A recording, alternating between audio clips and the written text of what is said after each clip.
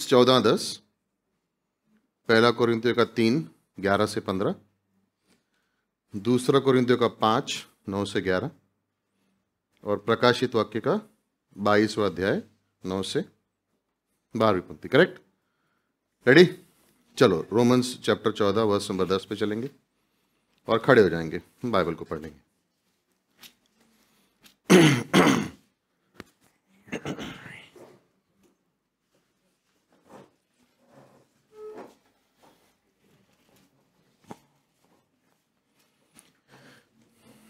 Okay, जिनके पास Bible है बहुत अच्छा है, जिनके पास बाइबल नहीं है टीवी पे देख सकते। अच्छा रहेगा कि अपनी बाइबल लेके आए, तो उसमें से हम वचन साथ में पढ़ सकते हैं और आप अंडरलाइन भी कर सकते हो। टीवी पे जरा डिफिकल्ट हो जाता है, नहीं कर पाओ। बाय द वे, अनाउंसमेंट्स कैसी थी? मस्त था ना? क्या बोल रहा था? मजा आ गया।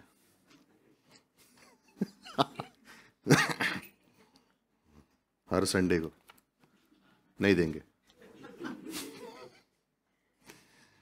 3 दिन से प्रे कर रहा था जेम्स अनाउंसमेंट के लिए,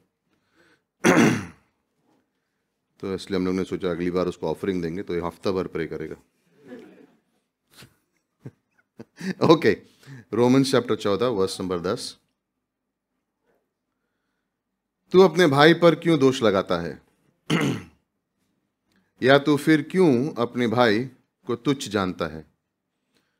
हम सब के सब परमेश्वर के न्याय सिंहासन के सामने खड़े होंगे। तो आप अपनी बाइबल में अंडरलाइन कर सकते हैं, हम सब। कौन लोग कहां खड़े होंगे? अंडरलाइन कर लो। ओके, पहला कोरिन्थियों 3 अध्याय वर्स नंबर 11 से 15। ओके,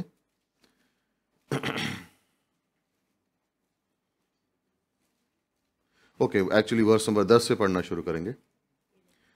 परमेश्वर के उस अनुग्रह के अनुसार जो मुझे दिया गया, मैंने बुद्धिमान राजमिस्त्री के समान नींव डाली और दूसरा उस पर रद्दा खड़ा रखता है। परंतु हर एक मनुष्य चौकस रहे कि वो उस पर कैसे रद्दा रखता है, क्योंकि उस नींव को छोड़ जो पड़ी है और वह यीशु मसीह है, कोई दूसरी नींव नहीं डाल सकता। यदि कोई इस नींव पर सोना या चांदी या बहुमूल्य पत्थर या काठ या घास या फूस का रद्दा रखे, तो हर एक का काम प्रकट हो जाएगा, क्योंकि वो दिन उसे बताएगा, इसलिए कि आग के साथ प्रकट होगा और वो आग हर एक के काम को परखे कि कैसा है। राइट? वर्स 14, जिसका काम उस पर बना हुआ स्थिर रहेगा वो मजदूरी पाएगा। यदि किसी का काम जल जाएगा तो वो हानि उठाएगा, पर वो आप बच जाएगा, परंतु जलते जलते। ओके, फिर दूसरा कोरिन्थियों का 5वां अध्याय वर्स नंबर 9 से 11। तो आज हम परमेश्वर के न्याय सिंहासन के बारे में बात करेंगे और ये वचन, ये पंक्तियां और ये डॉक्ट्रिन हमें जाननी जरूरी है। वर्स नंबर 11, दूसरा कोरिन्थियों का 5वां अध्याय वर्स नंबर 9 एक्चुअली। इस कारण हमारे मन की उमंग ये है कि चाहे साथ रहें चाहे अलग रहें, पर हम उसे भाते रहें, क्योंकि अवश्य है कि हम सब का हाल मसीह के न्याय आसन के सामने खुल जाएगा। किसका? हम सब का, कुछ विश्वासियों का नहीं, हम सब का। कि हर एक व्यक्ति अपने अपने भले बुरे कामों का बदला जो उसने देह में के द्वारा किया हो पाए।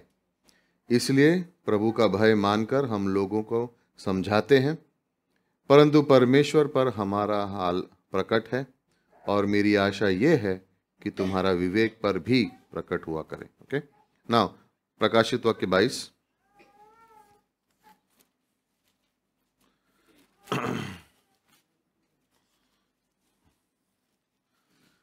अगर नहीं मिल रहा तो बाइबल का लास्ट चैप्टर है, टेंशन मतलब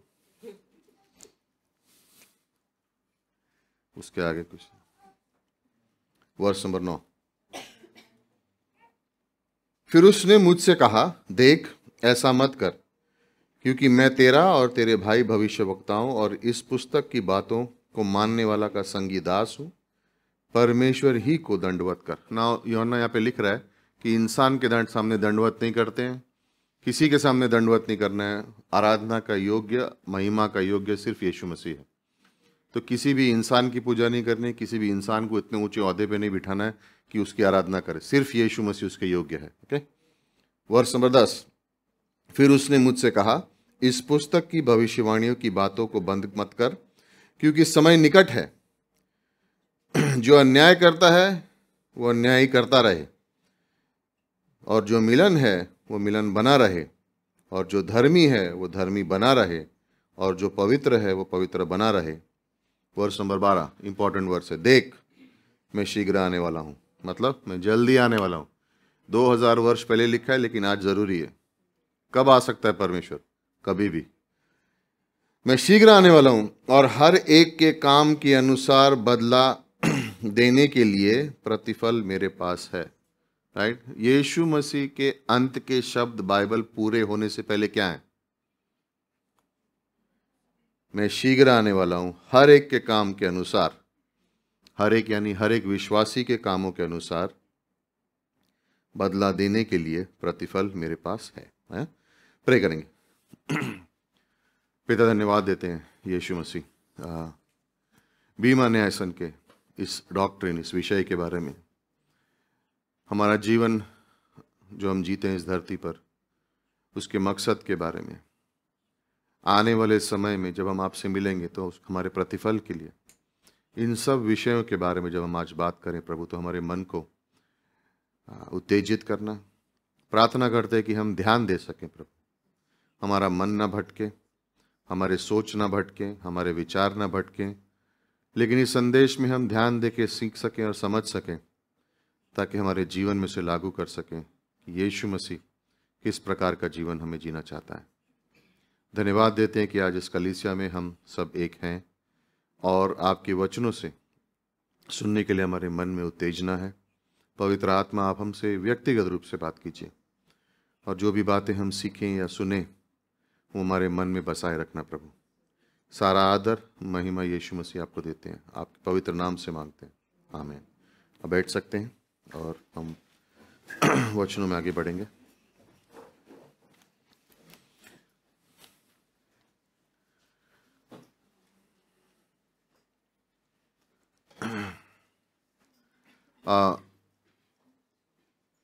इस विषय के बारे में मैं चाहता हूं कि आप लोग सोचें। कुछ हफ्तों पहले हमने ये विषय अंग्रेजी कलीसिया में भी इसके बारे में बात की थी, और एक चीज़ हम हमेशा याद रखते हैं, हर विश्वासी का जीवन, रोज हम तैयार हो रहे हैं यीशु मसीह का सामना करने। रोज जो जीवन हम जीते हैं वो एक तरीके से हमारी तैयारी हो रही है कि हम एक दिन यीशु मसीह के सामने खड़े होंगे, और जो भी हमने अपने जीवन में किया उसका हम हिसाब देंगे। बीमा न्यायसन के बारे में जो बाइबल में बातें लिखी हैं, वो एक वहां पे न्याय मतलब क्या है, इसका ये मतलब नहीं कि आपके उद्धार से कुछ लेना देना। जिस व्यक्ति ने एक बार दिल से प्रभु यीशु मसीह को अपना उद्धारकर्ता माना है, वो कभी भी अपना उद्धार नहीं खोएगा। जो बीमा न्यायसन के बारे में हम बात करेंगे, वो एक स्थान है जहां पर हमारे काम जो हमने विश्वासी होने के बाद किए उसकी परीक्षा होगी, परखे जाएंगे। विश्वासी होने से हमने पहले क्या किया उसके बारे में कुछ नहीं है। विश्वासी होने के बाद हमने पाप किया नहीं किया उसके बारे में नहीं है। ओके? लेकिन जो कुछ भी आपको सौंपा गया था विश्वासी होने के बाद, उसके संग आपने क्या किया और उसका अपने जीवन में किस तरह से इस्तेमाल किया, उसका आपको हिसाब यीशु मसीह को देना होगा। ये कहाँ होगा, कब होगा, कैसे होगा, किस चीज़ों के बारे में होगा, मैसेज में हम सिखाएंगे, इसलिए ध्यान से सुनना। दूसरे कोरिन्थियों के 5वें अध्याय 10वीं पंक्ति में लिखा है कि हम सबको परमेश्वर के सामने खड़ा होना पड़ेगा। किसके बाद किन को खड़ा होना पड़ेगा? हम सब मतलब कौन? मैं, तो आप अपने मन में बोल सकते हो ये मेरे बारे में बात कर रहा है। हम सब को, तो कौन है वो सब? मैं, है ना? मेरे बारे में बात हो रही है, आपके बारे में बात हो रही है, हम सबको खड़ा होना होगा। ओके ना, याद रखिए पौलुस लिख रहा है इसको, यानी पौलुस ये कह रहा है कि एक दिन मुझे भी यीशु मसीह के सामने खड़ा होना पड़ेगा और जो कुछ मैंने अपने शरीर में किया है उसका लेखा देखा मेरे को यीशु मसीह को देना पड़ेगा। अगर पौलुस को देना पड़ेगा तो हमको भी देना पड़ेगा। और यहाँ पे इस प्रकार से लिखा है, पहले कोरिन्थियों के 3 अध्याय 11वीं पंक्ति में लिखा है कि ये परखा जाएगा। वर्ष नंबर 11 में लिखा है कि वर्ष नंबर 13 में, तो हर एक का काम प्रकट हो जाएगा क्योंकि वो दिन उसे बताएगा, इसलिए कि आग के साथ प्रकट होगा और वो आग हर एक के काम को परखेगी कि कैसा है। आग क्यों? शुद्धता का प्रतीक है। अगर सोने को आग में डालो तो क्वालिटी अच्छी हो जाती है, लकड़ी को आग में डालो खतरनाक हो जाएगा। तो इसलिए वर्ष नंबर 12 में लिखा है, यदि कोई उस नींव पर सोना या चांदी या बहुमूल्य पत्थर या काट या घास या फूस, तो दो तरीके हो गए। किसी के काम या तो सोना चांदी बहुमूल्य पत्थर होंगे, किसी के काम क्या होंगे? वर्ष नंबर 12 में काट या घास या फूस। क्या पसंद करोगे, एक मुट्ठी भर हीरे या एक ट्रक भर के घास? थैंक यू, आप सच्चे हो, बाकी कोई बोल रहा ही नहीं, बाकी सब सोच रहे हैं घास तो मजा आएगा, एक ट्रक भर के। ओके, फिर से सवाल पूछता हूं, क्या क्या क्या चाहिए आपको? अगर कोई आपको कहे एक मुट्ठी भर के हीरे दे रहा हूं और एक ट्रक भर के घास फूस दे रहा हूं, क्या लोगे? सवाल ही नहीं, सब लोग हाँ बोलेंगे। अच्छा हो, मुझे लगा कोई बोले मुझे तो घास पसंद है, मैं बहुत नम्र इंसान हूं, मेरे को नहीं चाहिए, झूठ बोल रहा है। एनीवे, क्यों पौलुस लिख रहा है? ये हमें याद दिलाने के लिए कि हमारा उद्धार एक भेंट है। उद्धार के लिए हमने कुछ परिश्रम नहीं किया, हमने क्या किया? सिर्फ विश्वास। ओके, सिर्फ विश्वास किया और वो उद्धार हमें मिला, वो हमारे लिए भेंट है। लेकिन जीवन में विश्वास योग्यता मसीह की ओर, वो हमारा चुनाव है। मैं या आप, अगर हम चुनते हैं कि हम कितना विश्वास योग्य रहेंगे परमेश्वर की ओर, रोजमर्रा के जीवन में परमेश्वर हमें मौके देता है कि हम किस प्रकार से उसकी ओर विश्वास योग्य रह सकते हैं। और इसलिए जब समय पूरा हो जाएगा हमारा, या रैप्चर में होंगे, तो हर एक व्यक्ति को प्रभु यीशु मसीह के सामने खड़ा होना पड़ेगा ना। याद रखिए, फिर से याद दिला रहा हूं, यह दंड के बारे में नहीं है। रोमियो के 8:1 में क्या लिखा है? किसी को याद है वो पंक्ति? रोमन्स चैप्टर 8 वर्ष नंबर 1 में क्या लिखा है? आज हम पर दंड की आज्ञा, बस याद होना चाहिए, इधर होना चाहिए, इधर नहीं, इधर।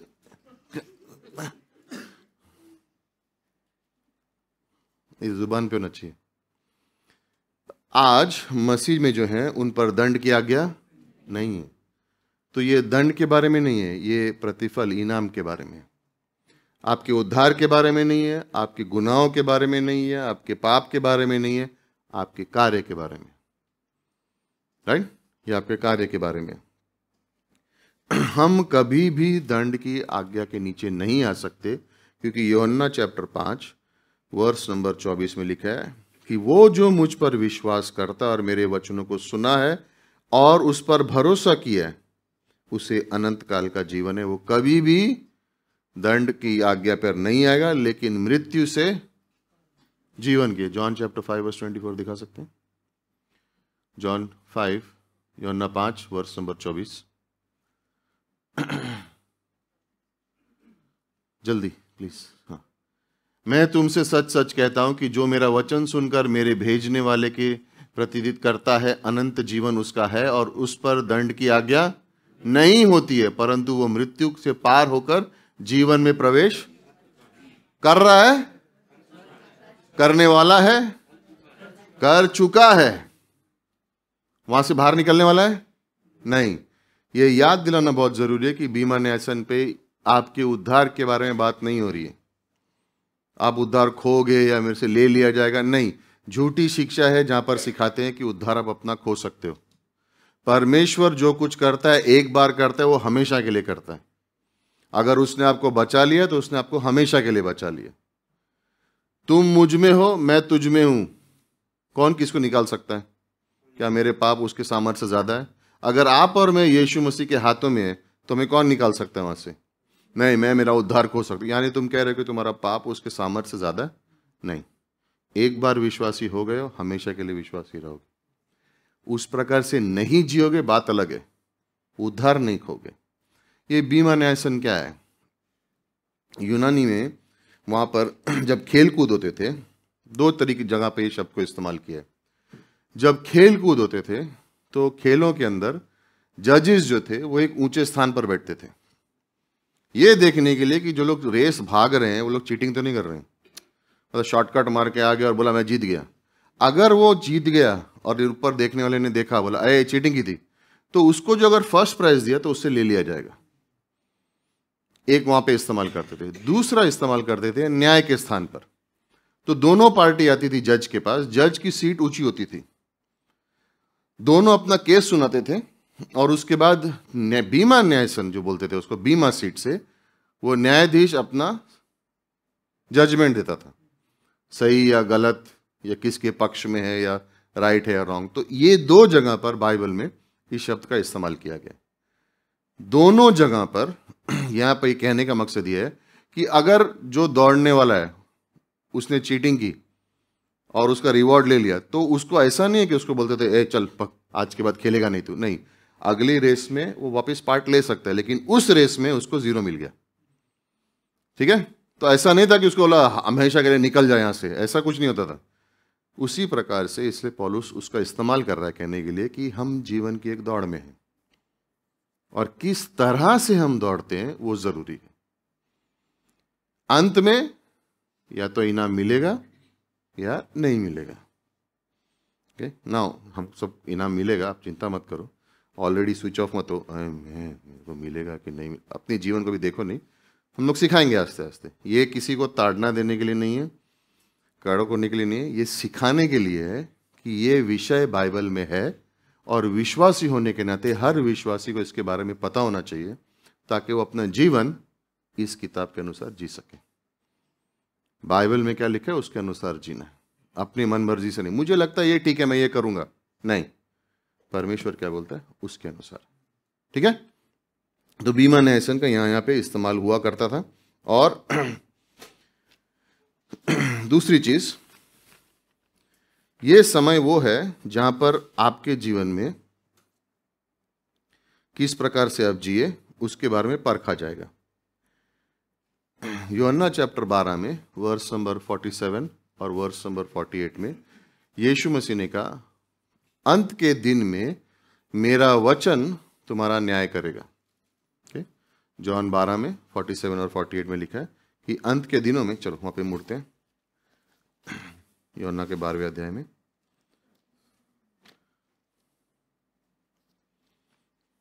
यदि कोई मेरी बातें सुनकर न माने तो मैं उसे दोषी नहीं ठहराता, क्योंकि मैं जगत के दोषी ठहराने के लिए नहीं आया परंतु जगत का उद्धार करने के लिए आया हूं। जो मुझे तुच्छ जानता है और मेरी बातें ग्रहण नहीं करता है उसको दोषी ठहराने वाला तो एक है, अर्थात जो वचन मैंने कहा है वही पिछले दिनों में उसको दोषी ठहराएगा। तो क्या दोषी ठहराएगा? वचन जो मैंने कहा है। कहने का मकसद क्या है? आज आप कलीसिया में हो, आज आप वचन को सुन रहे हो, आज आप उसको समझ रहे हो, सीख रहे हो। हर संडे हो या बाइबल कॉलेज की क्लास हो या मिडवीक सर्विस हो या आपका घर में डिवोशन का टाइम हो, जब आप बाइबल खोल के पढ़ते हो, परमेश्वर आपसे बातें करता है, पवित्र आत्मा सिखाती है, रैप सेशन चल रहा है, तो आप सुनते हो। और जब आप सुनते हो तो परमेश्वर उस क्षेत्र में आपको जीने के मौके भी देता है। तो जब आप जीवन जी रहे हो और परिस्थिति आपके सामने आती है, बोलोगे ये मैंने सुना है कि इस परिस्थिति में वचन के अनुसार क्या किया, तो मुझे उस प्रकार से देना है, उसका हिसाब परमेश्वर लेगा। तुमने सुना, वो सुनने के संग तुमने क्या किया। क्या तुम उसके अनुसार जिए या उसके अनुसार नहीं जिए? आपका पूरा जीवन विश्वासी होने के बाद से लेके जब तक आप यीशु मसीह के पास नहीं जाते परखा जाएगा। किताबें खोली जाएंगी, किस प्रकार से आप जिए। जो वचन आपने सुना ना, आप बोल सकते मैं नहीं था, मैं बिजी था, मैं चर्च नहीं गया। वचन सुनने के लिए परमेश्वर ने कहा है कि पृथ्वी पृथ्वी पृथ्वी परमेश्वर की वाचा को सुनना हमारा काम है। हमें हर मौका लेना चाहिए परमेश्वर के वचन सुनने के लिए। हर मौका जहां मुझे मिले सुनने के लिए, मुझे उसका इस्तेमाल करना है। तो जिस प्रकार से मैं अपना जीवन जिया, उस प्रकार से मुझे अपना परमेश्वर के सामने खड़ा होना पड़ेगा। और जिस प्रकार से जो भी मैंने सुना मेरे शरीर में, उसका मुझे हिसाब देना होगा। Okay, first. दूसरी चीज है, ये एक प्रतिफल का स्थान भी है। तो यहाँ सिर्फ आपका जीवन परखा भी नहीं जाएगा, एक चीज नहीं होगी। दूसरी चीज ये है कि यहाँ पर आपको इनाम भी दिया जाएगा। ये वो स्थान है विश्वासी के लिए जहाँ पर उसे इनाम भी मिलेगा, है ना। बहुत से लोग बोलते हैं कि सबको सेम इनाम मिलेगा, जो भी मिलेगा चलेगा, कि जैसे भी है चलेगा।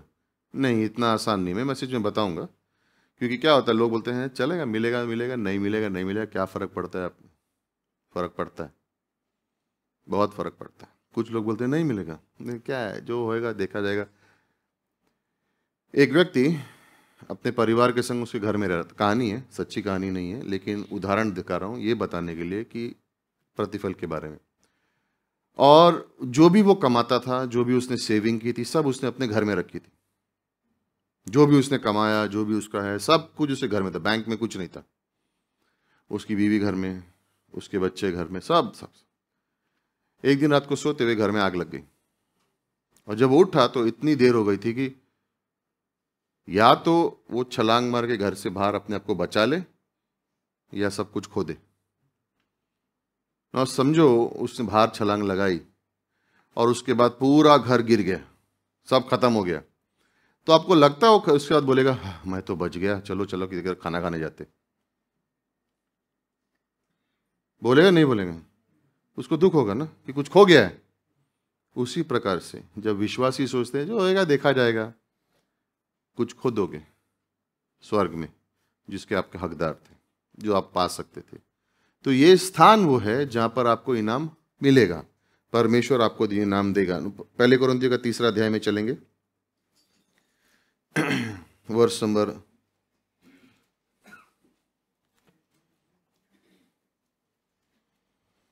14 में देखें। जिसका काम उस पर बना हुआ स्थिर रहेगा वो मजदूरी पाएगा। द वर्ड मजदूरी एक्चुअली इनाम, प्रतिफल है।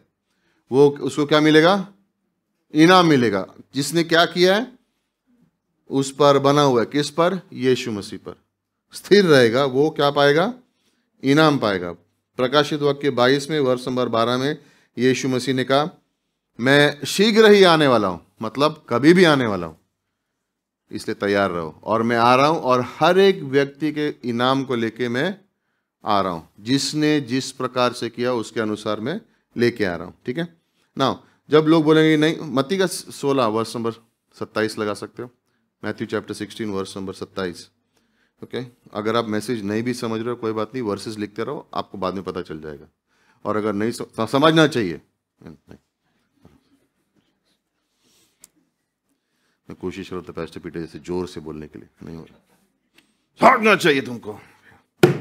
मैथ्यू चैप्टर 16 मनुष्य का पुत्र अपने स्वर्गदूतों के साथ अपने पिता की महिमा में आएगा और उस समय में वो हर एक को उसके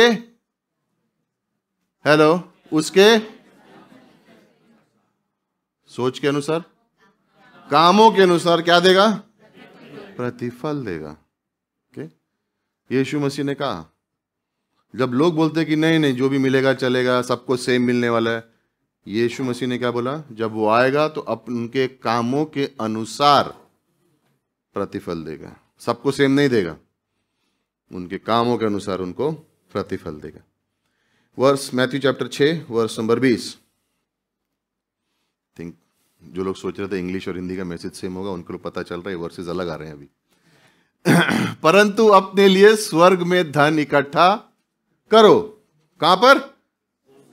तो इधर क्यों कर रहे हो? नहीं, करो करो, कोई प्रॉब्लम नहीं। आत्मिक बात यीशु मसीह करो। जहां ना तो कीड़ा ना कोई बिगड़ता है, और जहां चोर ना सांधे लगाते हैं और ना चुराते हैं।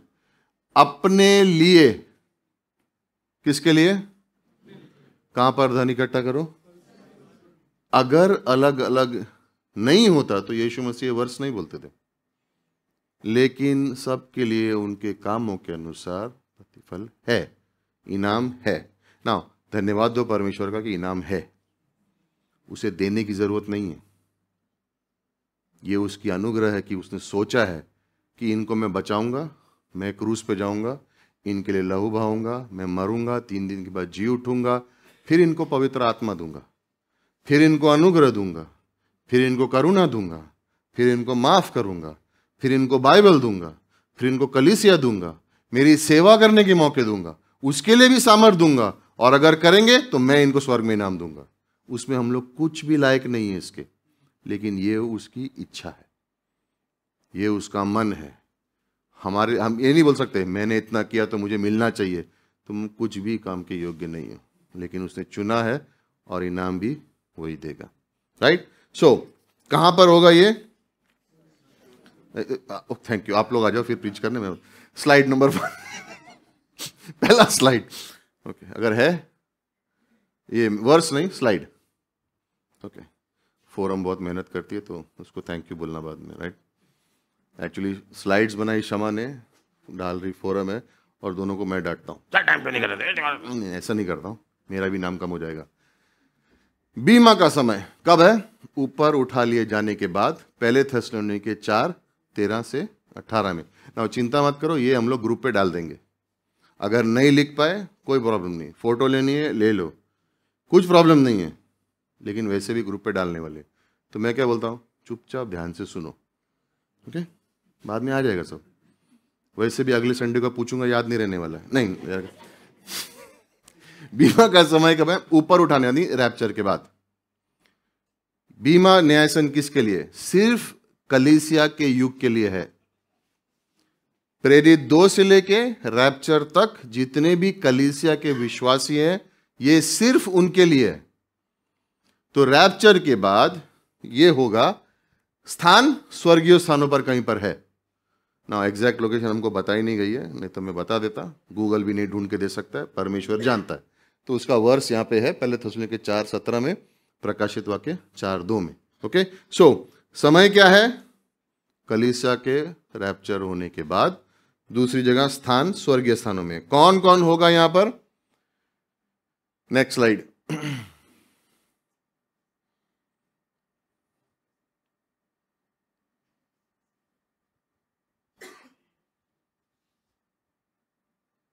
हाँ, भाग लेने वाले कौन होंगे? विश्वासी या केवल कलीसिया के विश्वासी? पुराने नियम के विश्वासी होंगे यहां पे? नहीं, उनके बारे में बाद में सिखाएंगे कहां पे उनको इनाम उनको भी मिलेगा, लेकिन उनका समय ये टाइम पे नहीं है। बीमा न्यायसन में सिर्फ विश्वासी होंगे। ये पंक्तियां दी गई हैं। न्याय कौन करेगा? यानी न्याय मतलब परीक्षण, सुपरवाइज, एग्जामिनेशन, करेक्ट कौन करेगा? वचन यानी यीशु मसीह स्वयं। ओके, यीशु मसीह आपके जीवन का क्या करेंगे? देखेंगे। राइट? यूहन्ना का 12वां अध्याय 47 और 48। ओके, नाउ विश्वासी होने के बाद क्या आपके और मेरे पापों का यहां पे परखा जाएगा? नहीं। क्यों? पापों के लिए यीशु मसीह ने अपनी जान एक बार के लिए दे दी है। आपके पाप को वापस नहीं याद कर सकते, बिकॉज उसके लिए उसने मिटा दिया उसको। परमेश्वर आपके गुनाहों को याद नहीं रखता है। आपके सारे गुनाह माफ हो चुके हैं, मिट गए हैं। तो परमेश्वर आपके गुनाहों को उद्विश्वासी होने के बाद भी बीमा न्यायसन पर कोई भी यादगार नहीं है।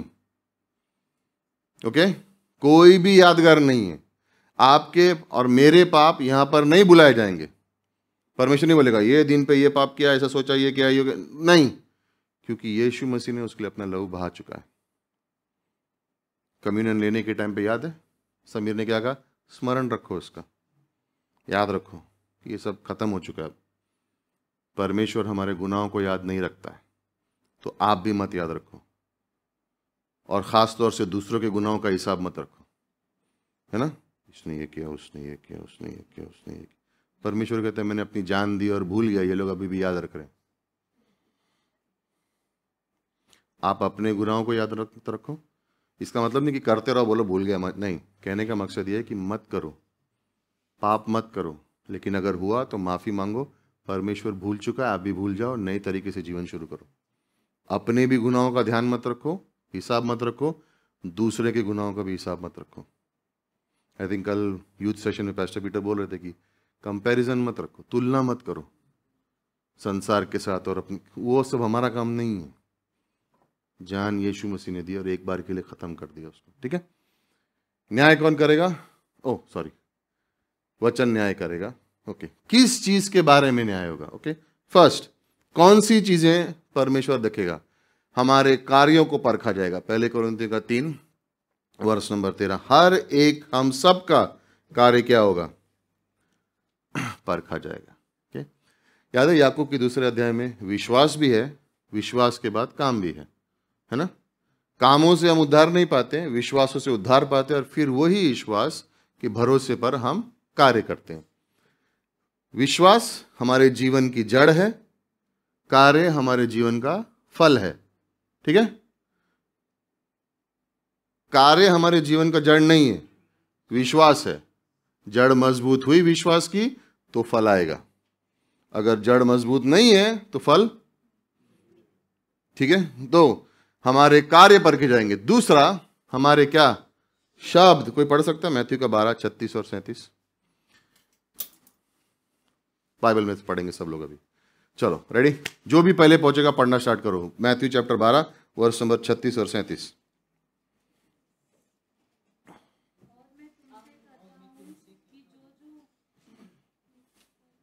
पढ़ो पढ़ो पढ़ो, जोर से बोल के।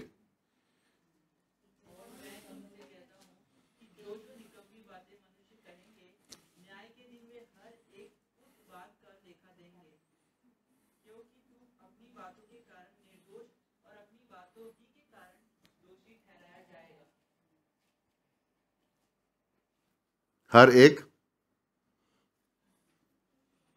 कौन सी बातें? नाउ प्लीज ऐसा मत सोचना कि वक्त, इस वर्ष का ये मतलब नहीं है कि आपने कुछ बुरा बोल दिया तो उसके लिए नहीं। इस वर्ष का मतलब क्या है? आपको बोलने के बहुत सारे मौके मिलेंगे जिससे यीशु मसीह की महिमा हो सकती है, और अगर उन मौकों को आपने छोड़ दिया, गवा दिया, हाथ से निकल गया, तो इसके बारे में नहीं है ए तूने ऐसा क्योंकि वैसे गलत बोला, उसके लिए नहीं है। ये उसके लिए है कि परमेश्वर यीशु मसीह ने आपको किसी और के संग सुसमाचार बांटने बोला, या प्रोत्साहित करने बोला, या मौका दिया इस्तेमाल करने का, और आप बोले नहीं मैं चुप रहूंगा, मेरे को नहीं बोलना है। आपको समय दिया किसी को माफ करने के लिए, बोला नहीं मैं नहीं करूंगा, मैं चुप। इन सब चीजों से यीशु मसीह की महिमा हो सकती थी। वो मौका आपको मिला और आपने कहा नहीं चाहिए, मुझे हिसाब देना पड़ेगा। तो आपके शब्द परखेंगे कि जब आपको मौके मिले उसकी महिमा करने के लिए, किया कि नहीं किया, देना पड़ेगा। ओके, थर्ड, हमारी क्या सोच है ना, हमारे विचार। मत्ती का 15 वर्ष 19 और 20 पढ़ सकते हैं।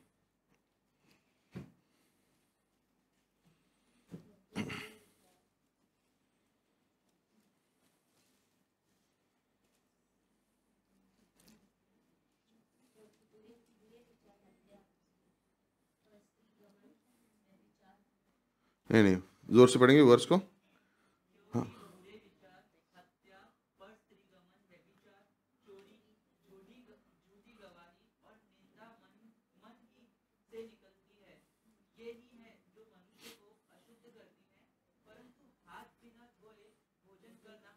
ओके, यीशु मसीह क्या कह रहे हैं यहाँ पे? मन हमारा खराब किन चीजों से होता है? जो चीजें हमारे अंदर जाती हैं उनसे नहीं, जो अंदर हैं उनसे। जो चीज़ें अंदर जाती है वो पेट में जाती है, साफ हो जाती है, खत्म हो जाती है, लेकिन जो अंदर से शुरू होती है उसके बारे में क्या है? हमारे हृदय से हमारी सोच क्या है? जो भी हमारी सोच होगी उसका हमको क्या देना है? हिसाब, है ना? उसके बारे में देना। नेक्स्ट, रोमियो का 2 वर्ष नंबर 16। परमेश्वर किन बातों का करेगा? हमारे छुपी हुई चीजें, छुपे हुए कार्य, है ना? Okay, next verse number 5, sorry 5वीं पंक्ति, हमारे उद्देश्य या इरादे। ओके, हमारे उद्देश्य या इरादे। फर्स्ट, क्या हमारे उद्देश्य सही थे? उसके प्रेम से विवश होकर हमने कुछ किया, या हमारे इरादे गलत थे, खुद की जय जयकार हम चाहते थे? ये दोनों का परखा जाएगा। ओके, ये दोनों, आज पास भी तो सुबह मैसेज में बोल रहे थे कि कई बार लोग क्या करते, प्रचार करते, प्रार्थना करते हैं प्रार्थना करते हैं कि मेरा नाम हो, गलत विचार। और कुछ लोग प्रार्थना करते हैं परमेश्वर तेरी महिमा हो, सही विचार। अगर आपने या मैंने कोई भी काम किया और मेरे मन में ये था, ये जब मैं करूंगा ना तो लोग बोलने चाहिए क्या काम किया तुमने, स्वर्ग में क्यों? वही काम के लिए 2 जगह इनाम नहीं मिलेगा। अगर यहां मिल गया उधर नहीं मिलेगा, लेकिन यहां आपने दिल से किया और किसी ने देखा भी नहीं, स्वर्गदूत लिख रहे, जब वहां पहुंचोगे तो बोलेगा शाबाश, आओ, इसके लिए तुम्हें इनाम है। मुझे याद नहीं, मैं भूला नहीं, क्यों? तुमने यहां पर मेरी महिमा के लिए किया, इसलिए मैं इसका इनाम दूंगा। तो ये सारी बातें परखी जाएंगी, इसके आधार पर सब बातें परखी जाएंगी। आप समझ रहे हो कि पौलुस दूसरे कोरिन्थियों 12-15 में ये क्यों कह रहा है कि तुम मुझसे कम प्रेम करोगे तो भी मैं तुमसे प्रेम करूंगा। वर्ष पढ़ेंगे, दूसरा कोरिन्थियों का 12वां अध्याय वर्ष नंबर 15। पौलुस इस कलीसिया से बात कर रहा है जिस कलीसिया में हजारों तरीके की तकलीफें हैं, और पौलुस कह रहा है कि तुम मुझसे प्रेम नहीं भी करोगे तो भी मैं तुमसे प्रेम करूंगा, और मैं अपने आप को खर्च कर दूंगा तुम्हारे लिए। दूसरा कोरिन्थियों का 12 वर्ष नंबर 15। okay, कोई पहुंच गया वहां पे तो रीड करना स्टार्ट करें।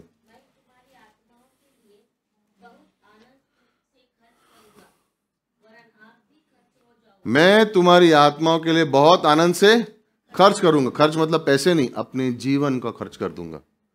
और क्या है आगे? आप भी खर्च हो जाऊंगा। आगे बढ़िए।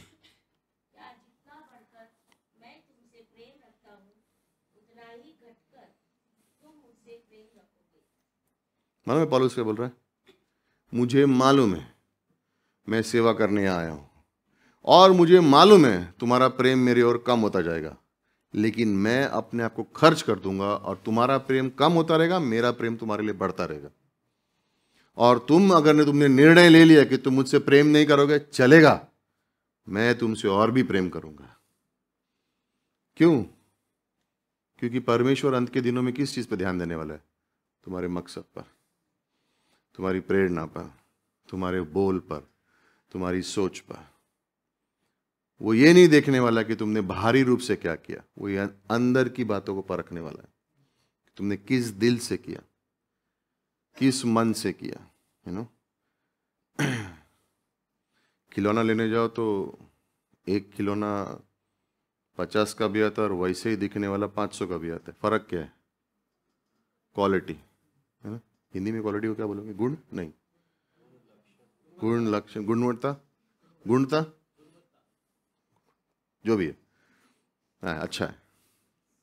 तो सेम टॉय है, एक दिखता 50 का है लेकिन एक है 500 का है। फर्क क्या है? क्वालिटी। एक को रखो नीचे और एक बार लात मारो टूट जाएगा। क्यों मारा? ये तो प्रैक्टिकल चालू हो गया था अच्छा गया, टाइमिंग सही थी। और दूसरे को मारते रहो, कुछ नहीं होएगा। क्वालिटी में फर्क है ना। परमेश्वर गुणों को, क्वालिटी को देखता है, कितना किया उसको नहीं। मैंने 100 संदेश प्रचार किए लेकिन एक पर उस पर निर्भर हुआ, वो एक पे ध्यान देगा, 99 पे नहीं। तूने एक पे मेरे पे ध्यान दिया, 99 पे नहीं, क्योंकि वहां पर तूने मुझ पर भरोसा ही नहीं किया। सिंपल, वो क्वालिटी पे ध्यान देता है। ये यहां पर नतीजा क्या होगा? पहले कोरिन्थियों का 3, और हमने इसके बारे में सुना। राइट।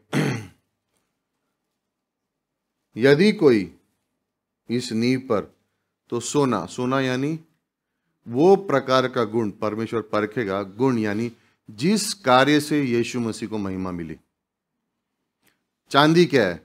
वो कार्य जिससे लोगों को छुटकारा मिला ना। किसी को कोई पाप में फंसा हुआ है, लालसा में फंसा हुआ है, आपने उसकी सहायता की, प्रार्थना की, उसके जीवन में निवेश किया, उसको उस चीज से छुटकारा मिल गया। चांदी। परमेश्वर ने कहा तुम्हारी कार्य की वजह से किसी का जीवन में छुटकारा मिला, तो मैं उसे उसका नाम से प्रतिफल दूंगा। बहुमूल्य पत्थर कलीसिया में। बहुमूल्य पत्थर मतलब क्या? कलीसिया में संगति। कलीसिया में आपने किसी की सेवा, किसी की मेहनत, किसी को सहारा ना दी, किसी की मदद की, माइक पे आके नहीं, चुपचाप किसी की जरूरत को पूरा किया। बहुमूल्य पत्थर। लकड़ी, ये सब किसके बारे में क्यों लिखा है? क्योंकि ये मनुष्य स्वभाव से है। क्या आपने पवित्र आत्मा पर निर्भर हुए या खुद के पापी स्वभाव पे? खुद के पापी स्वभाव पे अगर निर्भर हुए, काट, घास, फूस। खुद की समझ पर निर्भर हुए, काट, घास, फूस। बेसिकली उसके ऊपर ये बात है कि जब हम यीशु मसीह के सामने जाएंगे, है ना, आप बोलोगे इसका उदाहरण की तरह बाइबल में लूत। लूत लूत विश्वासी था, पहले पत्रस में लिखा है वो विश्वासी धार्मिक था, उसको इनाम मिले। सब कुछ चीजों के लिए जो वो जिया, सब खत्म हो गया।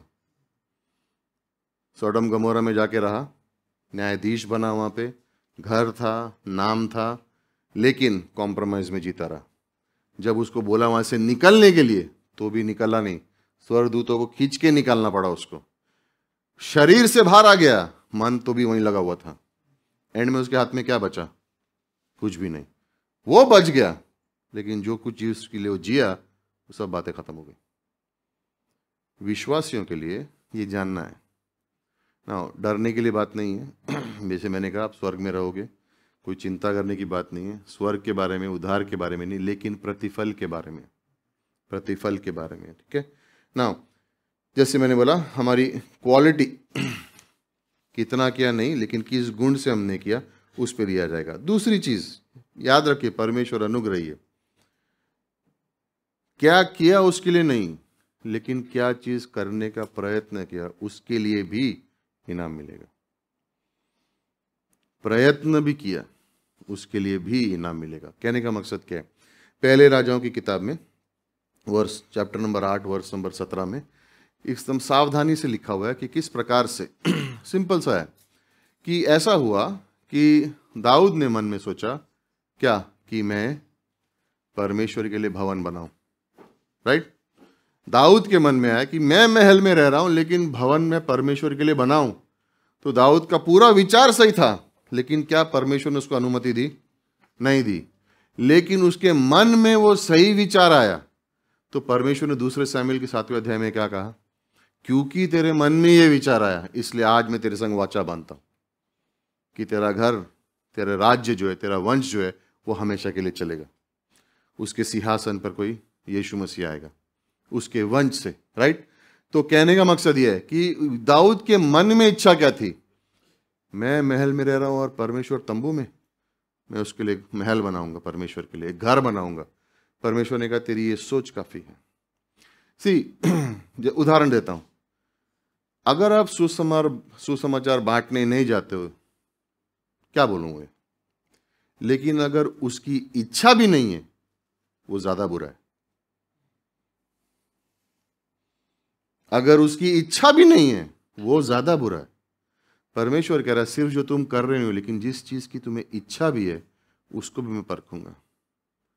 हमने इंग्लिश चर्च में उदाहरण दिया था कि नेट सेंट नामक एक व्यक्ति था, और वो और उसके 5 दोस्त एक्वेडोर नामक देश में, एक गोत्र है ओका इंडियंस, जो जंगलों में रहते हैं, और इन्होंने बोला कि वहां पे सुसमाचार लेके कौन जाएगा। तो ये 5 दोस्त, एक ने हवाई जहाज लिया और छोटे से हवाई जहाज में ऊपर सर्कल किया उस एरिया को और लैंड किए, और बोला हम जाके इनको सुसमाचार सुनाएंगे। उनके मन में अपने घर को, अपने परिवार को छोड़ के वो वहां चले गए। कि ये जो जाति है पीछे की तरफ, जो जंगलों में रहते हैं, ये सुसमाचार कैसे सुनेंगे। तो वो वहां गए उनको सुसमाचार सुनाने के लिए। उसके पहले ही 5 को मार दिया। वो गोत्र के लोगों ने उनको 5 की हत्या कर दी, उनके सर काट दिए। तो क्या लगता है जब वो यीशु मसीह के सामने खड़े होंगे तो यीशु मसीह क्या बोलेगा? क्यों गए वहां पे? बोलेगा शाबाश, तुम गए वहां, तुमने हिम्मत की, मैं तुम्हें इनाम दूंगा। Now by the way, Nate Saint की पत्नी वापस वहां पे गई और पूरा गोत्र ने यीशु मसीह पर विश्वास किया। और जिस सर जो वहां का मुखिया था, जिसने उसके पति को मारा था, वो पहला विश्वासी बना। लेकिन उन 5 की जिंदगी की जो बलि चढ़ी वो व्यर्थ नहीं गई। वो पूरे गोत्र ने यीशु मसीह को बाद में जाके स्वीकारा। तो जब ये 5 लोग गए और इन्होंने अपनी जीवन दिया, तो क्या उन्होंने जो प्रयत्न किया वो व्यर्थ गया? शायद हम बोल सकते हैं, लेकिन यीशु मसीह कहेगा नहीं, आओ मेरे संग बैठो, तुम्हारी जान गई, तुमने सिर्फ इच्छा थी अंदर जाने की, तो वो इच्छा को पूरे करने का, तुम्हारा काम पूरा नहीं हुआ, लेकिन उस इच्छा के लिए मैं तुम्हें इनाम दूंगा। इच्छा भी जरूरी है, मन में क्या इच्छा उसके लिए भी जरूरी है ना। और हमेशा याद रखिए, क्या किया नहीं, कितना किया नहीं, किस प्रकार से किया, किस प्रकार से किया। राइट। सो मत्ती का 10वां अध्याय वर्ष नंबर 42। मत्ती 10 वर्ष नंबर 42, 10:42। मैथ्यू चैप्टर 10 वर्ष नंबर 42, नए नियम में है। मत्ती, जो कोई इन छोटों में से एक को मेरा चेला जानकर केवल एक कटोरा ठंडा पानी पिलाए, मैं तुमसे सच कहता हूँ, वह किसी रीति से अपना प्रतिफल न खोएगा। क्या किया उसने? यीशु मसीह के शिष्य को एक कटोरा ठंडा पानी। तो क्या यीशु मसीह ने क्या कहा? वो अपना इनाम नहीं खोएगा ना। हमारे कलीसिया में जो चाय बनाएंगे और बड़ा पाव लाएंगे, उनके लिए भी है अवार्ड। तो जेम्स की तरह, हाँ, विद्या भी इधर है सब। सो एनीवे, कहने का मकसद क्या है? कितना किया नहीं, लेकिन यीशु मसीह के बारे में सोचकर उसके किसी शिष्य को तुमने एक ग्लास ठंडा पानी पिलाया। स्वर्ग में रिकॉर्ड हो रहा है। कलीसिया में कोई आया दुखी है, आपने कंधे पे हाथ रखे, उसका कोई बात नहीं, परमेश्वर सब ठीक करेगा, आ मैं तेरे लिए प्रार्थना करूं। किसी ने देखा नहीं, स्वर्ग में रिकॉर्ड हो रहा है। कोई बीमार है, आपने उसको फोन किया, बोला रुक मैं टेलीफोन पे तेरे से प्रार्थना करता हूं, या मैं तेरे घर आके तुझे विजिट करता हूं। किसी को पता नहीं है, लेखा लिखा जा रहा है। कितना किया नहीं, किस दिल से किया। और अगर यीशु मसीह को महिमा देने के लिए कि आपके दिल में वो था, परमेश्वर उसे भूलेगा नहीं। संसार में लोग भूल जाएंगे, किसी को याद ना रहे, कोई ताली ना बजाए, कोई शायद थैंक यू भी नहीं बोलेगा, लेकिन जब उसके सामने खड़े होकर परमेश्वर के सामने, सारा इनाम मिलेगा। और ये याद रखना, संसार की सराहना से परमेश्वर की का इनाम मिलना ज्यादा बेहतर है। राइट। संसार की तालियों से बेहतर है कि परमेश्वर का इनाम मिले, इसलिए हम उसके लिए जीते हैं। ये गाना जो ऑफरिंग सॉन्ग में गाया, क्या गाना था? कोई वर्ड्स किसी को याद है?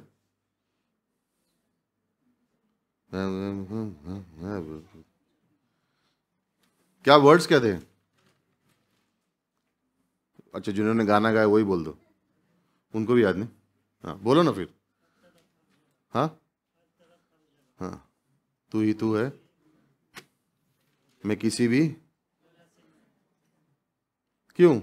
हर जगह पे कौन है? परमेश्वर है। उसको जानते हुए, उसको नजर में रखते हुए जो भी किया मैंने किया। ओके। सो नाउ बाइबल के अनुसार कौन से ऐसे क्षेत्र हैं, अभी फटाफट जाएंगे, स्लाइड्स होंगी और तुम मेरे से आगे निकल गए, मेरी पहुंचा भी नहीं, पहले पहुंच गए। वही है ना। हाँ, किन विचारों के योग्य कुछ क्षेत्र ऐसे जो बाइबल के अनुसार है ना। बाइबल में आप बोलोगे कहां पे लिखा है, कौन से एरिया है जिसको परमेश्वर परखेगा, या कहां पर लिखा गया है? लिस्ट है। फर्स्ट वाला क्या है? हम दूसरों के साथ कैसा व्यवहार करते हैं। इब्रानी का 6:10 को ही पढ़ेगा ना। अभी आप लोग देख रहे हैं ना इसको, किसी ने बाकी के 2 वर्ष देखे उधर, इब्रानी का 13, पहले कुरिन्थियों का, तो कोई तब तक खोल के रख लो। ओके, फर्स्ट, हम दूसरों के साथ कैसा व्यवहार करते हैं, इब्रानी का 6:10।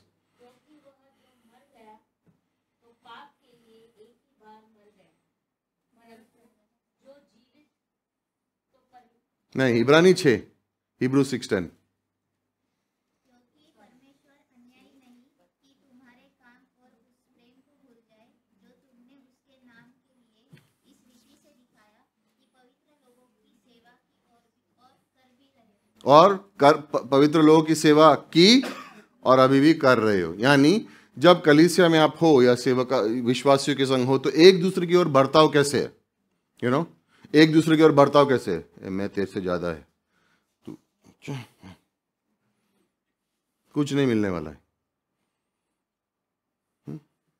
गाना हम लोग गाते, तू बड़े मैं घटूं, और जब जीने पे आता तो मैं बढ़ूं बाकी सब घटो। नहीं मिलने वाला है, नहीं मिलने वाला है कुछ भी। दूसरों के संग हमने बर्ताव कैसे किया? क्या मैं घमंडी था या क्या मैं नम्र होकर उनकी सेवा करने के लिए तैयार था ना? इसका ये मतलब नहीं है कि मैं जो भी आया उसके मैं जूते पोंछूं, ये वो कहने का मतलब नहीं है। मेरा दिल लोगों की ओर कैसे था? मेरा दिल लोगों की ओर कैसे था? कैसे उनको, क्या उनको मैंने अपना परिवार का हिस्सा समझा? क्या मैंने उनको ये सोचा कि ये मेरे भाई बहन हैं? क्या उनको उस तरीके से मैंने ट्रीट किया, या मैंने वाला जो होएगा देखा जाएगा, जा ये ऐसा ही है?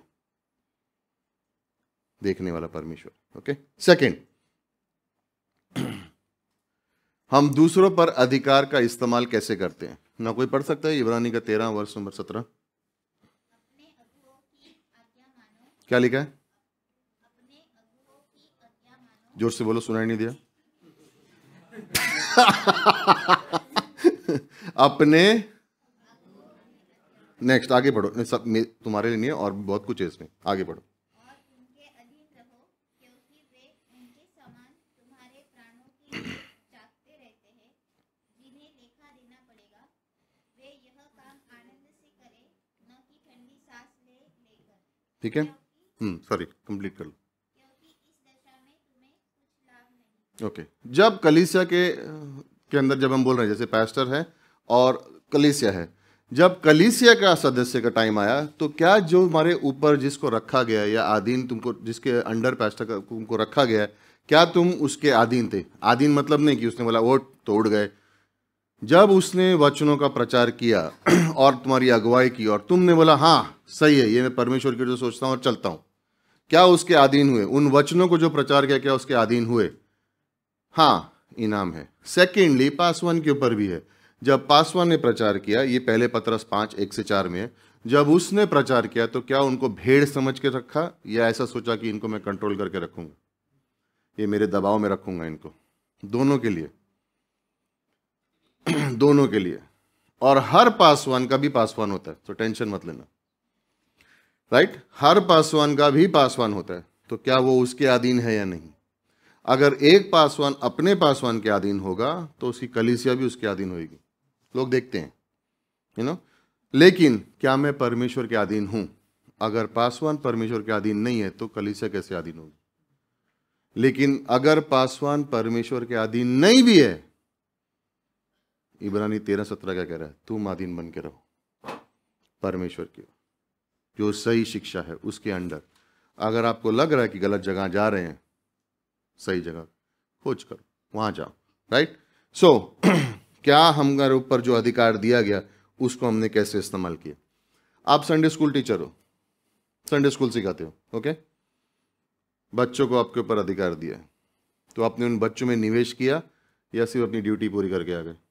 यार संडे स्कूल सिखाना था, खड़े रहो, 2 गाना गाओ, एंड वर्स, चलो बच्चे लोग। बहुत बदमाश लोग है यार, ये लोग बहुत बदमाश है, लोग बहुत परेशान करते हैं मेरे को। म्यूजिक मिनिस्ट्री में गा रहे हैं, वर्शिप कर रहे हैं, वर्शिप लीडर है, क्या हम उसके अधीन है? क्योंकि वो डिपार्टमेंट हमको दिया गया। ये क्या है यार, इतना काम करवाता है यार हम लोग से।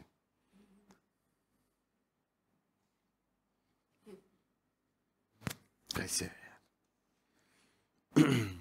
क्या हम अधीन थे? याद रखना, हर जगह में, हर जगह पे हम लोग कहीं ना कहीं किसी ना किसी के अधीन हैं। और अगर जब हम उस एरिया में अधीन होंगे, परमेश्वर उसको देख रहा है, तो निंदा में मत घुसो। जो सही नहीं कर रहा है, परमेश्वर उसको संभालेगा। आपका मन साफ होगा, परमेश्वर आपको सही स्थान पे डालेगा, ठीक है? इंसान की ओर मत देखो, मन साफ है, परमेश्वर सही स्थान पे डालेगा, राइट? थर्ड, समझ रहे हो अभी कि सब लोग कि इंग्लिश में अलग तरीके से प्रीच हुआ, हिंदी में तो अलग ही जा रहा है पूरा। किसी को गुस्सा आ रहा है? मैं सोच रहा है कि ये क्यों, पहले मालूम होता है सब बोलने वाला तो मैं आता ही नहीं था। थर्ड, हम अपनी परमेश्वर की द्वारा दी गई क्षमताओं का उपयोग कैसे करते हैं? हर विश्वासी के जीवन में एक व्यक्तिगत स्पेसिफिक बुलावट है। हर विश्वासी के मन। कॉर्नर में कौन बैठा है? सुमन है ना? उसके भी जीवन में परमेश्वर की व्यक्तिगत बुलावट है, जो सिर्फ वो ही पूरी कर सकती है और कोई नहीं।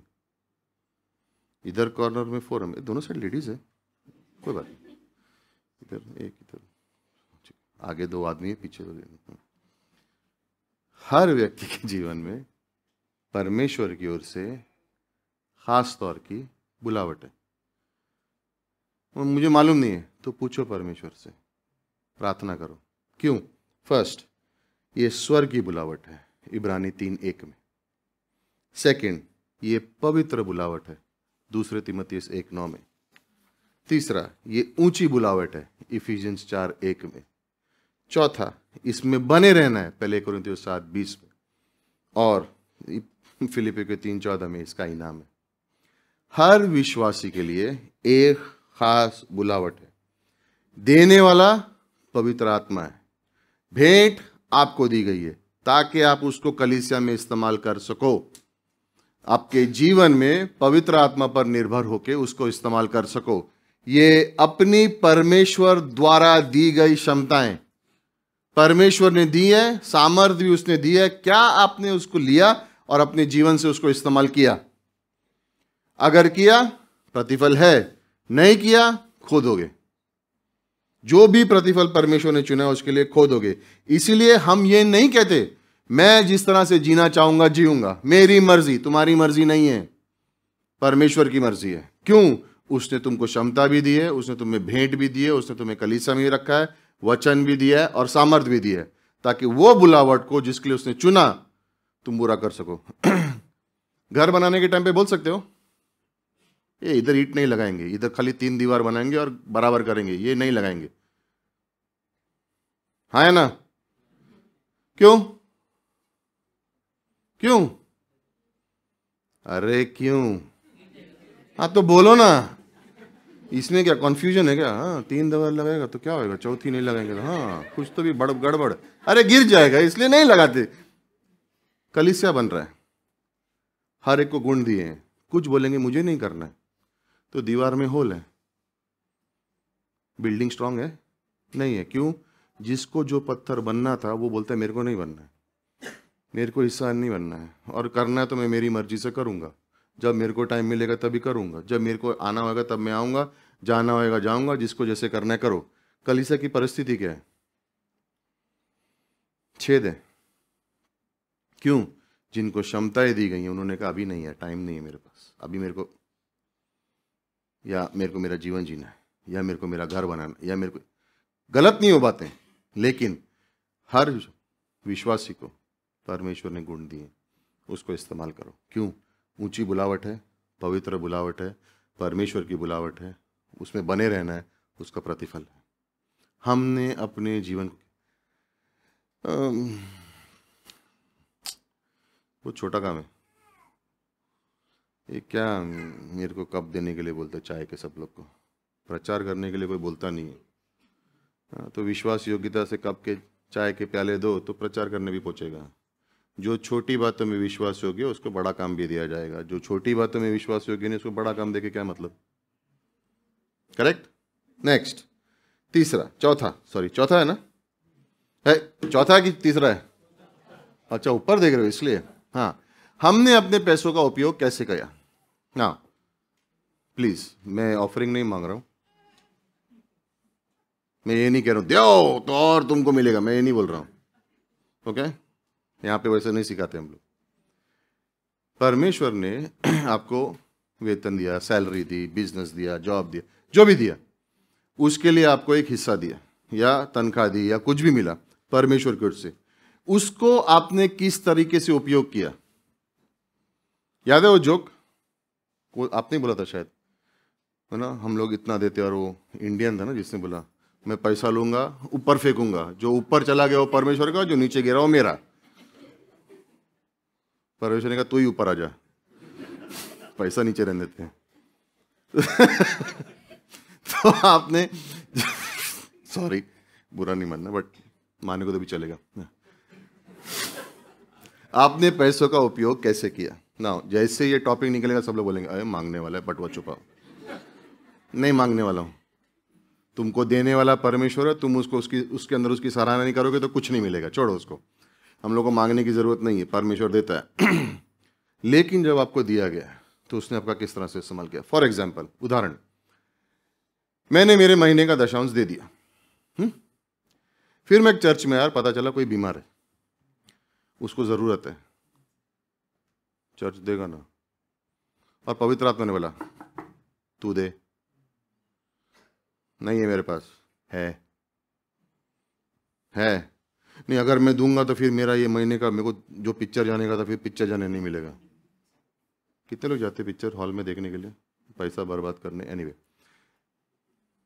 परमेश्वर ने बोला दे, आपने बोला नहीं दूंगा, मौका खो दिया, मौका खो दिया, राइट। एक सेवा का मौका मिला था, वो आपने उसको खो दिया। तो ये उसके बारे में नहीं है, है ना, कि मैंने कितना कमाया कितना दिया, उसके बारे में नहीं है। कई बार परमेश्वर आपकी परीक्षा लेता है ये देखने के लिए कि क्या आपका विश्वास पैसे पे है या उस पे है। याद है यीशु मसीह, बाय द वे, यीशु मसीह ने पैसे के बारे में सुसमाचार में 60 बार बात की। लोग बोलते पैसे के बारे में क्यों बात करते हो, यीशु मसीह ने की तो हम लोग क्यों नहीं करें। क्वेश्चन ये, यीशु मसीह ने क्या कहा, तुम दो की सेवा नहीं कर सकते, या तो तुम प्रभु की सेवा करोगे या तो, क्यों बोला, दोनों का सामर्थ्य बहुत है, दोनों का सामर्थ्य बहुत है। तो जब हम जो हमें परमेश्वर ने दिया उसका हम किस तरीके से उपयोग करते हैं, याद रखना तरीका जरूरी है, कितना जरूरी नहीं है ना, कितना जरूरी नहीं, हमारा मन क्या था उसकी ओर, है ना, हमारा मन क्या था उसकी ओर। और प्लीज बुरा मत मानो, रैप्चर होने के बाद तुम्हारा घर में कोई और रहने वाला है, तुम उठा के लेके नहीं जाने वाले उधर, तुम्हारी गाड़ी नहीं लेके जाने वाले हो, तुम्हारे कपड़े नहीं लेके जाने वाले हो, कोई और ही इस्तेमाल करने वाला है। सो मन लगाए यहाँ नहीं, मन लगाए वहाँ है। क्या गाना क्या है, मन ना लगाए यहाँ, जाना है हमें वहाँ, राइट। हाँ तो वही है इधर, ओके। किसी को बुरा लगा तो चलेगा।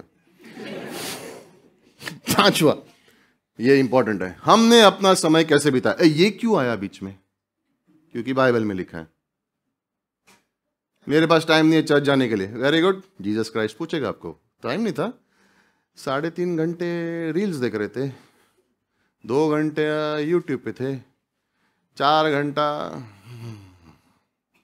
समय बिताने का मतलब क्या है, इसमें कितना समय बिताया, प्रार्थना में कितना समय बिताया, सुसमाचार बांटने में कितना समय बिताया, मनन करने में कितना समय बिताया। जो परमेश्वर ने तुम्हें समय दिया था कुछ कार्य करने के लिए, उसको विश्वास योग्यता से किया या नहीं किया। समय हम सबके पास है, लेकिन उसका इस्तेमाल करना परमेश्वर से मांगो, किस तरह से इसका इस्तेमाल कर सकूं। कई लोगों को समय का इस्तेमाल करना नहीं आता है, 4-4 घंटे निकल जाते, उनको पता नहीं, ऐसे ही बैठे रहते कि उनको पता नहीं है क्या करना है, और फिर बोलते अरे समय बहुत जल्दी जा रहा है, जाएगा वो लेकिन वापस नहीं आएगा।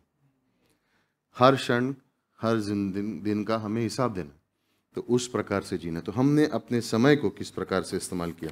कहने का मतलब ये है कि क्या मैंने उस समय को इस्तेमाल करके परमेश्वर के लिए कुछ किया जिससे उसको महिमा मिल सके, या उस समय को मैंने व्यर्थ जाने दिया। जो मैंने व्यर्थ जाने दिया वो व्यर्थ हो गया।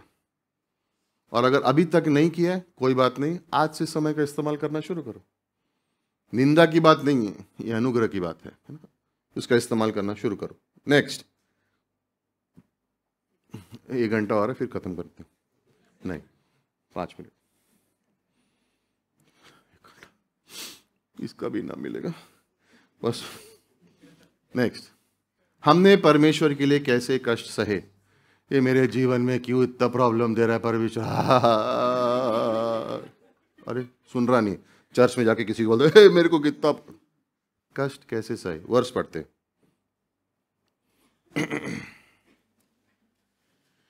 रोमियो का 8 वर्ष 18 पढ़ो। क्योंकि मैं समझता हूँ कि इस समय के दुख और क्लेश उस महिमा के सामने जो हम पर प्रकट होने वाली है कुछ भी नहीं है। इस समय के वापस पढ़ेंगे प्लीज। क्योंकि मैं समझता हूँ कि इस समय के दुख और क्लेश उस महिमा के सामने जो हम पर प्रकट होने वाली है कुछ भी नहीं है। जब हम विश्वासी जीवन जीते हैं तो दो तरीके से जी सकते हैं, आत्मिक तरीके से या शारीरिक तरीके से। अगर पानी के ग्लास को लो, उसको उल्टा करो तो उसमें से क्या निकलेगा? क्या सिंपल अंडरस्टूड है।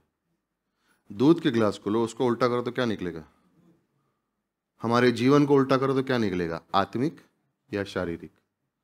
उसका मतलब कहने का मकसद यह है कि जब कष्ट जीवन में आए तो उसको आत्मिक तरीके से सामना किया या शारीरिक तरीके से सामना किया। और पौलुस रोमन्स 8:18 में कह रहा है कि जब तुमको तकलीफें आई, अगर उसको आत्मिक रूप से संभाला तो यहां पर जो कष्ट मिल रहा है, जो महिमा वहां मिलेगी, उसके सामने ये कष्ट कुछ भी नहीं है। तो प्रभु पर निर्भर होकर कष्ट का सामना करना है, ये जानते हुए कि एक दिन उसके सामने खड़ा होना है, और जो भी मैं मुश्किलों से जा रहा हूं, जो वो मुझे इनाम देगा, उसके सामने बोलेंगे ये तो कुछ भी नहीं हुआ मेरे जीवन में, इतना मुझे दिया परमेश्वर ने। किस प्रकार से हमने उसका सामना किया, शारीरिक रूप से, आत्मिक रूप से। जब कठिनाई आती है ना, तो इंसान का सच्चा चरित्र बाहर आता है कि वो विश्वास में है या शारीरिक जीवन जी रहा है। जब सामान हिलता है अपने जीवन का, तो असलियत बाहर आती है। जिस तरह से जियोगे प्रभु पर निर्भर होके, उसके लिए प्रतिफल है। तुम्हारा जीवन, तुम्हारी कठिनाइयां व्यर्थ नहीं है। तुम्हारे संग गलत हुआ, व्यर्थ नहीं है। परमेश्वर पे भरोसा रखो, वो सही करेगा। ओके, नेक्स्ट, जरा जल्दी जल्दी करेंगे। ओके, 7th के, हम परमेश्वर द्वारा चुनी गई दौड़ में कैसे दौड़े। परमेश्वर ने आपको चुना है एक दौड़ में दौड़ने के लिए, आपके लिए एक लक्ष्य दिया गया। कैसे दौड़े आप? परमेश्वर पर भरोसा करते हुए दौड़े, या बोले जैसा होगा देखा जाएगा? उसके ऊपर निर्भर होता है। ओके, उस पर निर्भर होता है। नेक्स्ट, हमने अपने पुरानी पापी स्वभाव को नियंत्रण में कैसे लेके आए। करेक्ट। जब लालसाएं जीवन में आई तो यूसुफ भागा। यूसुफ भागा, बोला नहीं चाहिए मुझे। जब अब्राहम के सामने उत्पत्ति 14 में लड़ाई में जाने से पहले मेल्कीडेजेक से मिला, प्रभु भोज लिया, फिर 318 लोगों ने 5 राजाओं को हराया। फिर सौदम का राजा उसके पास आया और उसने कहा मेरा सारा धन ले ले, तेरे 318 लोग दे दे। अब्राहम ने बोला जूते का लेस भी नहीं लूंगा, क्योंकि मैंने अपने हाथ परमेश्वर की ओर उठा लिए हैं। क्योंकि तेरे से मैं जूते का लेस लूंगा, मेरी आत्मिक चाल खराब हो जाएगी। धन तो छोड़, शूलेस भी नहीं चाहिए। हमने लालसाओं का सामना कैसे किया? उत्तम विश्वासी जीवन जीने का सबसे बड़ा पड़ाव अच्छा आत्मिक जीवन, अच्छा गुड लाइफ, बेस्ट लाइफ का दुश्मन है। अच्छा जीवन सबसे उत्तम जीवन का दुश्मन है। कई बार चीजें अच्छी चल रही हैं, लेकिन हम उत्तम के लिए पहुंचने की कोशिश भी नहीं करते। उस दौड़ में जब आप जीतते हो तो ऐसे दौड़ना है जैसे कि आपको इनाम मिले। जो भी फाइनल में पहुंचते ये नहीं सोचते अरे ये फर्स्ट आने वाला है, उसको वो यही सोचता मैं इसको हरा के छोड़ूंगा। भले ही वो लास्ट आए, लेकिन उसकी इच्छा क्या है, मैं एंड तक दौड़ूंगा। उत्तम जीवन के पीछे चलना है। ओके, अगला 9वां, हमने कितने लोगों को सुसमाचार सुनाते हैं और उन्हें यीशु के पास लाते हैं। 9, पवित्र आत्मा का काम है परिवर्तन, लेकिन क्या सुसमाचार आपने सुनाया? ओके, दानियल का 12वां अध्याय 3री पंक्ति कोई पढ़ सकता है? दानियल चैप्टर 12 वर्स नंबर 3।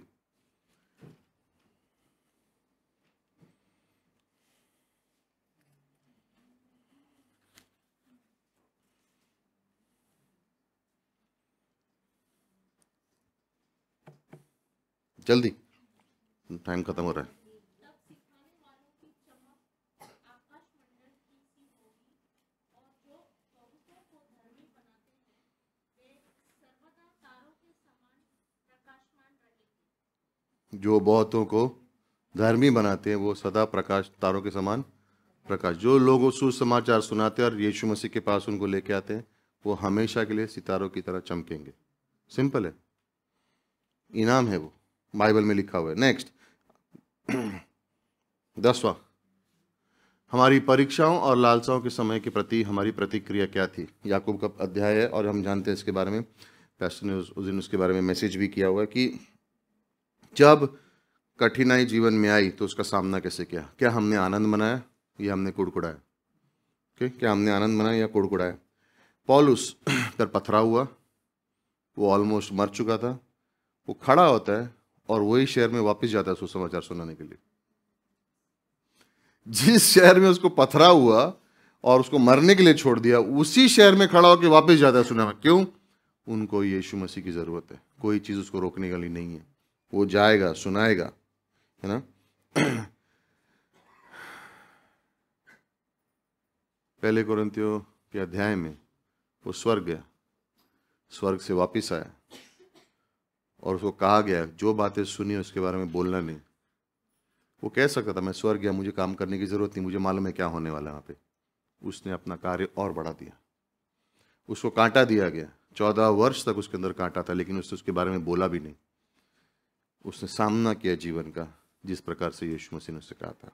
नेक्स्ट 11वां, हमने ऊपर उठाने जाने की कितना प्रेम रखते हैं। रैप्चर के बारे में जब हम सोचते हैं तो हमारी विचारधारा क्या है? क्या हमें उस दिन का इंतजार है, या हम यीशु मसीह से कह रहे थोड़ा टाइम लगाओ, अभी मत आओ, अभी मत आओ, अभी मेरे को बहुत काम बाकी है, अभी तो शादी करनी है, बच्चे पैदा करने हैं, गाड़ी खरीदनी है, घर लेना है, ये करना है। या हम ये बोल रहे हैं आज भी आए, मैं तैयार हूँ, मैं जीवन मेरा रेडी है, मैं आपको सामना करने को तैयार हूँ। अब ऐसी कोई चीज़ मेरे जीवन में इस तरह से नहीं है कि अगर आप आज आ गए तो मैं बोलूँगा अरे यार बहुत जल्दी आ गए। नहीं, मैं तैयार हूँ। आज आ रहे हो, आ जाओ, मैं तैयार हूँ प्रभु। क्या हम उस प्रकार से जिए, उस प्रेम में जिए, उसके लिए प्रतिफल है। लास्ट, ये लास्ट मतलब जो मैंने लिखा है उसके हिसाब से, बट और भी पॉइंट्स हो सकते हैं। हम परमेश्वर के वचन और उस परमेश्वर के भेड़ के प्रति कितने वफादार थे। प्रेरितों का काम 20वां अध्याय याद है, प्रेरितों के काम 20वें अध्याय में पौलुस लिखकर उनको जा रहा है कि मैं तुम्हें परमेश्वर और उसके अनुग्रह के वचनों के हाथ में दे रहा हूँ। क्या मैं विश्वास योग्य हूँ वचन सीखने में, समझने में और अपने जीवन में लागू करने में? क्या एक पासवान अगर है या शिक्षक है या संडे स्कूल टीचर है, क्या वो विश्वास योग्य है वचन को पढ़ने में और सिखाने में?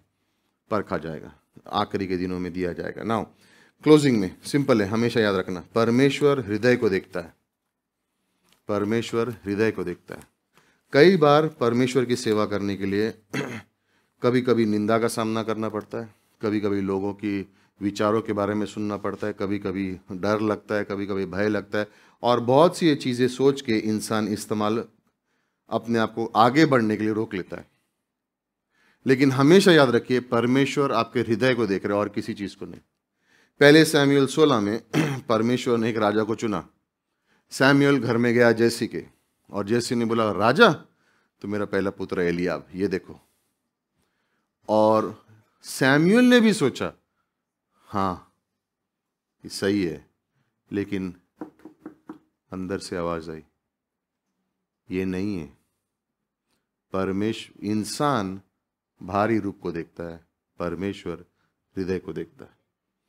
फिर उसने अपने दूसरे बेटे को बुलाया, नहीं है। तीसरे को बुलाया, नहीं है। अंत में बोला और कोई बचा है? बोला हाँ एक है, भेड़ों को चरा रहा है। तो सैमुएल ने बोला जाओ उसको लेके आओ, मैं बैठूंगा नहीं क्योंकि वो अगला राजा है। क्योंकि अगर और कोई नहीं बचा है तो परमेश्वर ने उसको चुना हुआ है। दूसरे कैसे दिखते हैं, दूसरों के जीवन में क्या चल रहा है, दूसरे कितने सक्सेसफुल हैं, कितनी सफलता उनके जीवन में, इस चीज को देख के अपनी चाल परमेश्वर के लिए पीछे मत हटना। ये मत सोचना वो देख कितना कर रहा है, या वो मैं तो ये नहीं कर पाऊंगा। परमेश्वर आपके हृदय को देखता है, बाहरी रूप को नहीं देखता है। शायद कोई बहुत मेहनत कर रहा है, लेकिन शायद उसके जीवन में वो काम इसलिए कर रहा है, लेकिन उसका मकसद है कि उसको कुछ मिले। लोगों के बाहरी रूप पे मत जाना, परमेश्वर हृदय पे देखता है। दूसरा, लूका 16 में एक विधवा है, सब लोग धन पेटी में पैसे डाल रहे हैं और उसके पास 2 तांबे के सिक्के। कितने? उसने वो दोनों लिए और दान पेटी में डाल दी। और यीशु मसीह ने क्या बोला? सबसे ज्यादा किसने दिया? बट मैंने इतना दिया। परमेश्वर ने किस चीज को देखा? उसके पास जो भी था उसने डाल दिया। हम लोग चर्च में बोल रहे थे 2000 साल हो गए हैं, वो दोनों सिक्कों की आवाज आज भी कान में गूंज रही है।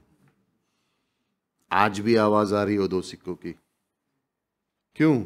उसने अपने दिल से दिया। कितना नहीं, दिल से दिया। आप जो भी कुछ करोगे दिल से करना है। परमेश्वर हृदय को देखेगा। अगर वो 2 तांबे की सिक्के हैं तो 2000 साल तक उसकी बात की जाएगी, कितने पे नहीं। इसलिए दूसरे कितना कर रहे हैं उससे उस पे मत सोचो। तुम्हारे पास जो भी कुछ है, जितना तुम्हारी क्षमता है उतना तुम करो। परमेश्वर हृदय को देखता है। तीसरी चीज, यूहन्ना 12 में मैरी है, बैतनी की, डब्बा लेके आती है, उस बोतल को तोड़ के यीशु मसीह को अभिषेक करती है, राइट। जूडस बोलता है अरे यार 300 दिन तक लोग को खाना खिला सकते थे। शिष्य बोलते हैं क्या वेस्ट कर दिया। यीशु मसीह ने क्या बोला? चुप रहो, इसने मेरे लिए किया है और ये यादगार बना रहेगा। जहां पर भी सुसमाचार प्रचार होगा, इसने जो किया है उसके बारे में बताया जाएगा। 2000 साल बाद फिर पूरा हो रहा है। क्यों? उसके दिल की वजह से, उसके दिल की वजह से। आप और मैं यहाँ पे इसलिए हैं कि हम अपने दिल से परमेश्वर को चाहते हैं। और जो भी हमने सिखाया, यस हम जानते हैं कि ये वचनों में है और हमको इसको अपने जीवन में इसका लागू करना है, लेकिन ये मुद्दा एक है, मोस्ट इंपॉर्टेंट एक ही चीज है, क्या मैंने हृदय से किया या अपने आप से किया। और किसी की आलोचना, किसी की सोच, किसी के वर्ड्स, उस पर निर्भर मत होना, लेकिन परमेश्वर ने जो आपको बुलावट से बुलाया उसे पूरा करते रहो, दौड़ चलते रहो, जीतते रहो और अपने दिल से उसकी सेवा करते रहो। इनाम वो देगा। आमीन। चलिए प्रार्थना करेंगे।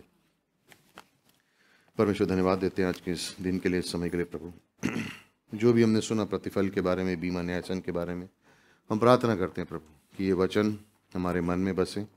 इन वचनों के आधार पर प्रभु हम अपना जीवन जी सकें। प्रार्थना करते हैं प्रभु कि जो कुछ भी इन वचनों के आधार पर हमने सुना उसे आप हमारे जीवन में लागू कीजिए प्रभु। शायद कोई एरिया है, शायद कोई स्थान है जहाँ पर हम इसे इस्तेमाल नहीं कर पा रहे प्रभु। प्रार्थना करते हैं हमारे जीवन में उस क्षेत्र में हमारे लिए उस दरवाजे को खोलना प्रभु, ताकि हम वो बुलावट जिससे आपने हमें बुलाया उसे हम पूरा कर सकें। जिस चीज़ के लिए आपने हमें बुलाया उसे हम पूरा कर सकें। भले ही लालसा आए प्रभु, भले ही कठिनाई आए, भले ही कष्ट आए, लेकिन हम अपना दिल आपको देते हैं प्रभु। हमारा जो कुछ भी है, हमारा दिल हम आपको देते हैं प्रभु, कि हम अपने दिल से आपकी सेवा कर सके प्रभु। जो भी हमने सीखा, जो भी हमने सुना प्रभु, हम प्रार्थना करते कि इस वचनों को हमारे मन में गहराई से बसने देना, ताकि हम यीशु मसीह तेरी स्तुति कर सके, तुझे धन्यवाद दे सकें। और अगर हमने अभी तक नहीं कर पाए प्रभु, तो हम ये प्रार्थना कर रहे हैं कि हमें वो सामर्थ्य देना कि हम इसे कर सकें प्रभु। हमें वो सामर्थ्य देना प्रभु कि हम इसे पूरा कर सकें। भले ही ये निंदा का समय नहीं है, ये परमेश्वर को अपने दिल देने का समय। अगर इस समय तक आप शायद वचनों को जानते नहीं थे, आपको पता नहीं था, कोई बात नहीं, लेकिन अगर आपने आज सीखा है और अगर आपने अपने मन में ये विचार है और ये आप सोच रहे हैं कि नहीं प्रभु मेरा जीवन तेरे लिए, तो अपने मन में प्रार्थना करो और कहो प्रभु मेरा जीवन तेरे लिए। शायद अभी तक मैं नहीं जानता था या जानती थी, लेकिन अब मैंने सुना है और मुझे विश्वास करना है, मुझे भरोसा करना है, मुझे अपना जीवन तेरे लिए जीना है। कठिनाइयाँ आ सकती हैं, परेशानियाँ आ सकती हैं, लेकिन हमारा भरोसा आप पर है।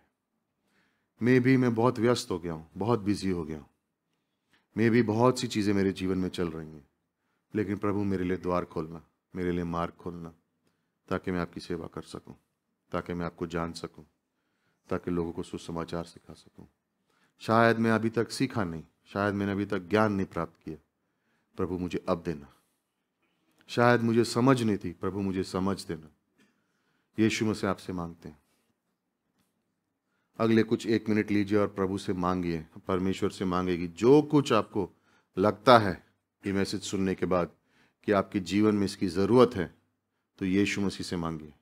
1 मिनट लेंगे, प्रार्थना करेंगे और उसके बाद क्लोजिंग सॉन्ग करेंगे, ठीक है। 1 मिनट तक प्रार्थना कीजिए और बिना डरे, बिना शंका करे, विश्वास करते हुए मांगो यीशु मसीह से। क्योंकि मुझे जिस दिन मैं आपका सामना करूं, मुझे सुनना है, वाह शाबाश मेरे विश्वास योग्य दास, शाबाश मेरे विश्वास योग्य दास, मुझे वो सुनना है प्रभु।